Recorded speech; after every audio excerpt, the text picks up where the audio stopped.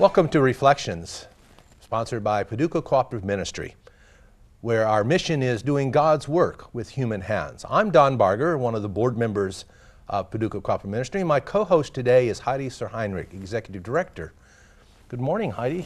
Good morning. It's nice to be here. Well, it's nice to have you with us today. Thank you. And we have a special guest today. We are welcoming the Reverend Meghan Holland, who's the Assistant Rector at Grace Episcopal Church. Meghan, welcome. How are you today? Thank you. I'm doing fine. Good. Doing fine, thank you. We've been looking forward to a chance to sit down and talk with you a little bit. It's interesting and refreshing, I think, to see folks going into the ministry at earlier ages. And I may be wrong. It may just be my perception that it seems like, number one, fewer people are going into the ministry as a career choice these days. And number two, a lot of them seem to be folks who are making a midlife career change. So in going through seminary, tell us, was that the perception that you had as well? I think so. I think that going into the ministry is no longer a stable career choice. It's not. There's no longer the situation where you go into a church and you can spend your entire career there. There's a lot more movement. Some of the mainline denominations are seeing declines in numbers. So it's not a a situation where you'll always have a job. So that makes it a little bit more of a difficult commitment going into seminary. Okay. So that might be part of the reason why a lot of people are considering it as a second career. However, I have to say that my class in seminary was, for the most part, around late 20s, early 30s. Okay. We had a lot of young people going into the priesthood. Okay. And So well, that's anecdotal evidence. Well, that's good to know. And while women in the ministry are increasing, it is still a little bit of a minority. And in your class at seminary, did you find that as well? Did you feel like you were a minority? Or I certainly, yes, I was a minority as a woman. Not as much as the years before me. Right. It's definitely changing. But I would say that I am in the minority, and even more so as young women. There were a lot of women that were second career going into the ministry. Right. Not as many young women who are, pursuing full-time ministry right out of college. Right. Meghan, when did you sense your call into ministry? Was this something that I've always wanted to be a minister, or is this something that came about later in life for you? Definitely not always wanting to be a minister. I graduated with my degree in theater at Murray State. I did not really imagine myself going into the ministry. Right. Around my senior year in college, I sort of knew that there was something else that I was supposed to be doing. I wasn't pursuing ministry. I just knew that coming out of college, I wasn't going to be doing theater. I didn't know what that meant yet. So in that process of kind of discernment, I started working for, after college, our family business, and I was also working at the Merriman House here in Paducah. Okay. And I spent a couple of years, 2 years after college, figuring out what my path was. And it was in that process of discernment that I started speaking to my parish priests and doing some intentional prayer about where I'm supposed to be. There was never a mountaintop moment where God came down from the clouds and said, Meghan, you must go to seminary. That would have been too easy. Yes. Instead, it was God kind of pulling me along on a string, 1 inch at a time, until finally I found myself signing paperwork to go to seminary and talking to my bishop. So that would be the best way to describe it, that no mountaintop, just God nagging me nudging. And poking me. Exactly. Right. Almost a surprise in that sense. Sometimes. Sometimes. As you work with young ladies in your own church who express maybe some interest, how do you develop that interest to help it grow? I would absolutely develop it. I work with mostly little itty bitty kids, so if any of them would want to be a priest, I would absolutely explore that. I think that the way to explore that, especially with young people, is with the idea of kind of playing with that call. We play church a lot in Sunday school, and we kind of, that's our place to explore what it means to be a minister. Okay. So it's a long... That's an intriguing idea, and a good one, it sounds like. Yeah, well, a lot of my theology around teaching young people the sacred stories of our tradition revolves around play. That's the way that children and young people communicate and explore and learn, is through play. Yes. So that's a big part of what I do. I just get to play all day. Sounds like you have a good time. Absolutely. And they pay you to do that? They do. Oh. Yeah, I don't think they knew. Wait till your members hear that statement. Oh, they know. I have, I do a program called Godly Play. Tell us about that. It's a program we have at Grace Church for preschoolers, kindergartners and first graders, and 2nd through 5th graders. And it's kind of based off the Montessori model of learning. Okay. And it uses manipulatives, essentially toys, to tell and explore our sacred stories and our tradition. Okay. So my parishioners know that when I get a new story in, a new toy, I'm very excited and easily distracted, and will simply play with these fantastic stories all day. It sounds like you really love what you do. I love it. You return to your home church. Yes. How difficult or not difficult has that been? Because we know that when Jesus returned to his own community to minister, they didn't know what to believe. You know, it's like, oh, can anything good come out of this? Right. Well, I hope something good comes out of it. In the Episcopal Church, we generally don't send priests back to their home parish for all of the reasons that I think everybody is thinking. It's not the normal way of going about placing a priest. However, it just so happened that when I was coming out of seminary and looking for a job, that Grace was the parish that was growing in the diocese and could use the help of an assistant rector. So my bishop and Libby and I kind of started talking about this, what it would look like if I came back. And of course I was terrified that nobody would take me seriously. My mother is in the congregation.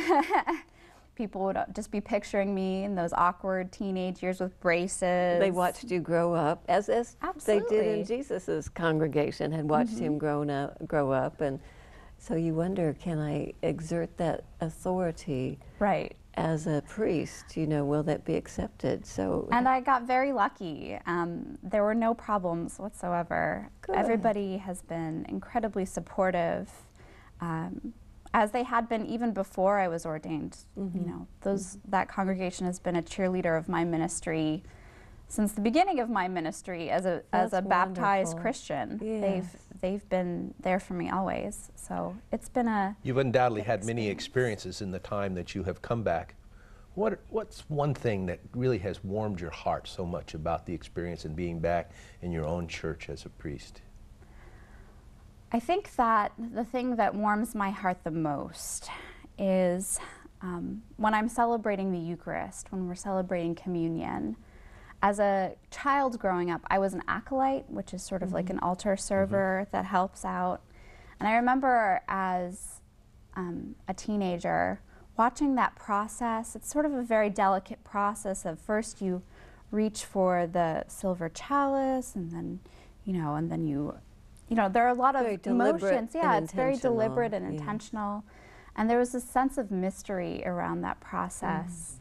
And I think one of the best parts of my Sunday is when I'm doing those actions and I see an acolyte watching me up close, and I just have this mental flashback, and I am suddenly in those two positions at the same time. Like I can see it from dual perspective, and just the amazing amount of intentionality and mystery in those actions. I really sense it heavily. Yes. in a way that I wouldn't if I wasn't at my home parish, I think. Yeah. Seminary trains you for many, many things. But sometimes when you get out, you say, oh, I wished I had known more about whatever. Is there anything that you wished you had known more about that you didn't maybe expect? An example would be maybe you knew you were probably going to do funerals. Right. But they didn't really, and I don't know how they prepare you to do funerals. Well, funerals I felt prepared for. We practiced those. The thing that I wasn't prepared for really were having conversations about money. Oh, and fundraising and budget balancing and trust funds. Yes, all of those things that go into building and growing a church are not necessarily those things that we talk about a lot in seminary. Now, I think that's changing more and more. Seminaries are thinking, oh yes, that's sort of a practical part of ministry in these difficult economic times. But I certainly was not 100% prepared to be having these very frank and honest conversations about money with people. In what ways have you grown in your faith following seminary? I think that the both good and bad part about seminary is it's all in theory. You're doing so many things and practicing ministry in theory. For instance, we practiced baptizing baby dolls. You know, we practiced the service that way, and you got sort of a routine around your ordered life as a priest, and you sort of got to play with that, notion of yourself as a minister in seminary. But one of the most amazing parts and most satisfying parts for me is how different it is when you're really with people. The squirming baby? And how wonderful that squirming, crying baby is, as opposed to the very quiet, serene baby doll. No, I think reality is so much better than theory, because people surprise you and people inspire you, and you give love and you receive love back. I think that's the thing that I most get out of. Oh, I'm using incorrect grammar. My mom's going to come storming through here. I think that's the thing that I've loved so much about ministry after seminary is the love you get in return. It's beautiful. Did seminary, or maybe prior to seminary, ever prepare you for what I'm going to say are the emotions that tug at your heart as a part of ministry? In some ways, yes, because you talk about it a lot in theory. I think that you have a lot of spiritual directors and ministers that are part of your life that are trying to prepare you and prime you for these experiences. You hear about them a lot. Ministers also in our denomination have to go through a program called clinical pastoral education. That means that you do a chaplaincy at a hospital, and I think that's the really challenging summer of your life in seminary, is when you're in a hospital and you're trying to kind of survive emotionally. So many life and death issues going on in a place like that, the microcosm of all of those processes taking place all at once. Yes. So would you say that that's trial by fire? Yeah. Would that be the hardest thing that you've had to adjust to emotionally, is the life and death process, or is that one of the things you rejoice about? I think that one of the primary tenets of Christianity, is the idea between birth, death, and rebirth. And a lot of times you witness birth and death, and you only can begin to fathom, only catch a glimpse of the rebirth in this world. So yeah, I think that those existential limits of life, the life and death moments, are some of the hardest to reconcile in your head. Hard to get your heart all the way around them sometimes. Absolutely. Isn't it? And the thing that kind of keeps you from going totally crazy and emotional puddle on the floor is this this looming idea of rebirth and what that looks like, what God's kingdom actually is forming. Right here. Yeah. In hearing you talk about this, I wonder how you find balance in your life. Because ministry can be all-consuming, can't it? Yes. And it's a little bit of a fishbowl existence because you have a lot of people that recognize you when you go to Walmart and whatever you do. What are your passions outside of the ministry, Meghan, that help you stay grounded and balanced in that way? Well, I love reading.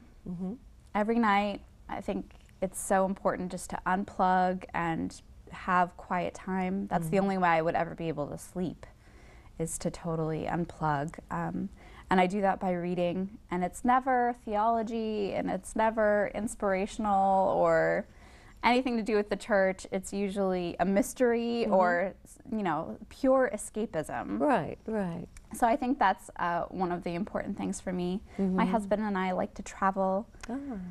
We like to get away and visit friends a lot. So even if it's just a couple of days that we drive to Tulsa to visit friends and drive back, I think that's really important. Time away, I would say, is something that That's is important, helpful. isn't it? Absolutely. To go away where you're just Jesus an did average that. person on the street. He did. He Jesus modeled did that a lot in his ministry when he Yes. just tried to get away from everything. And sometimes people would follow him. And sometimes work follows me. But Right. it's still a really important part of life. It is. It is. It can. For even non-ministers. You mentioned earlier the financial aspect with churches. What do you find is the hardest thing with pastoring a church these days? These days, I'm not sure it's financial. I think it's more time commitment. People are very busy. Yes. There's almost this idea in our society today that you must be busy all the time. That's how you find your worth. So when somebody comes up to you and asks you how you are, if you don't say, very busy, then clearly you're not a productive member of society. And I think that church is often one of those things that gets kicked down the line of priorities in a family's life or in a person's life. I think that's a difficult part of being a minister, is kind of trying to stress the importance of having a spiritual life, the importance of having a prayer life, but still honoring all of the many important things that people do to fill their days. It's a delicate balance. One of the things that I've heard in one of those just, I guess you could say, mind-blowing statistics when they talk about people disappearing from church. Right. That used to be after several months you just figure you lost them. Now it's down to several weeks. That if a person is gone 4 or 5 weeks, then you probably have lost them. It's that easy to find something else to do to fill that time slot. So easy. How do you and how does your church seek to pull them back? Our tradition, the Episcopal tradition, is a liturgical tradition, which means that our service is going to be similar in many aspects each week. It's a cycle. And the idea behind this cyclical nature of liturgy and of the church calendar and the church year is that it's easy to come back. There's nothing that you have to catch up on. You can re-enter the stream at any time.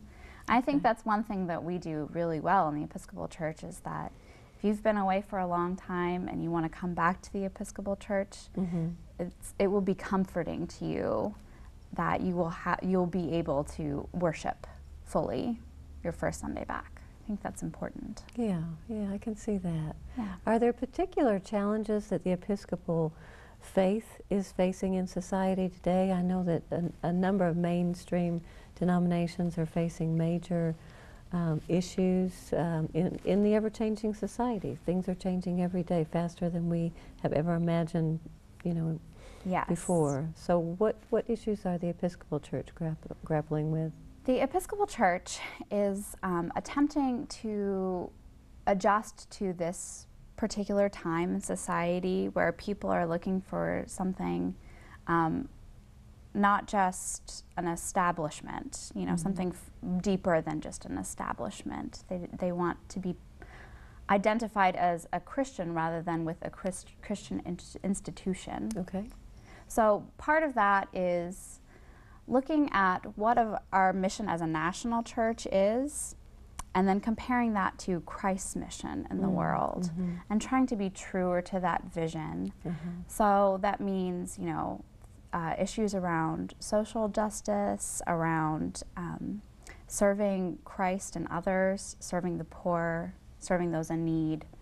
I think that we're really trying to align our budgets and our national church identity with this very deep identity. Okay, back to basics. Back to basics, really. It's important, especially, you know, with the decline in numbers. That means less funds, less money to do all of the things that you want to do. Right. So you have to prioritize. What are our priorities? Is it, you know, is it the institution or is it the work on the ground? And the Episcopal Church has said it's the work on the ground. That's where our time and energy and money is going to go. Okay. You have a beautiful facility in, I guess, historic downtown.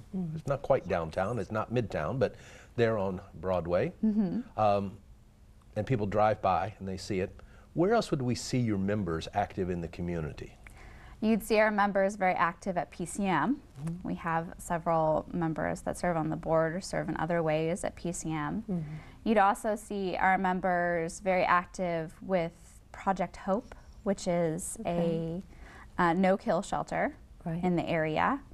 We have a soft spot for animals at Grace Episcopal Church. We have an animal blessing every year. I remember that. I remember that, and that's very unique. Yes, October 7th, I think, is our animal blessing. It is coming up. Yes.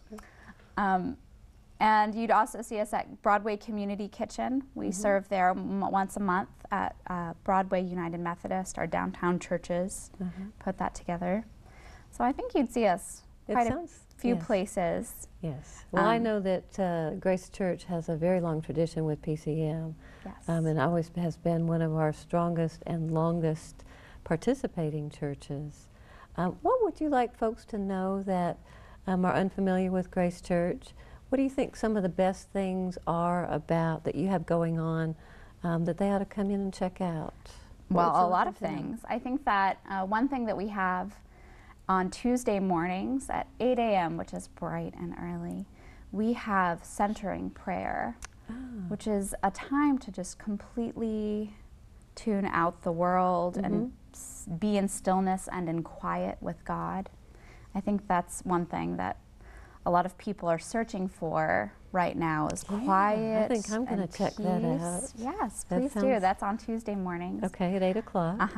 Another exciting thing that we do at Grace Church on Wednesday evenings is we have a family potluck, and then we have Christian formation opportunities for children.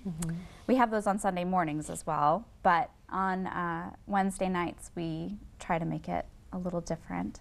So that's for kindergartner or preschoolers through 5th graders on Wednesday nights.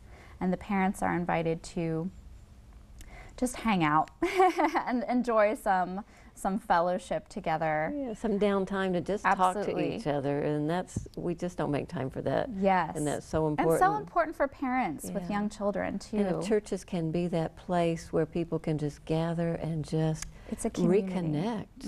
Reconnect with one another, and then in so doing also reconnect with God. Right. So that program on Wednesday night starts with a potluck at 5:15, and then at 5:45 the kids go off to their programs.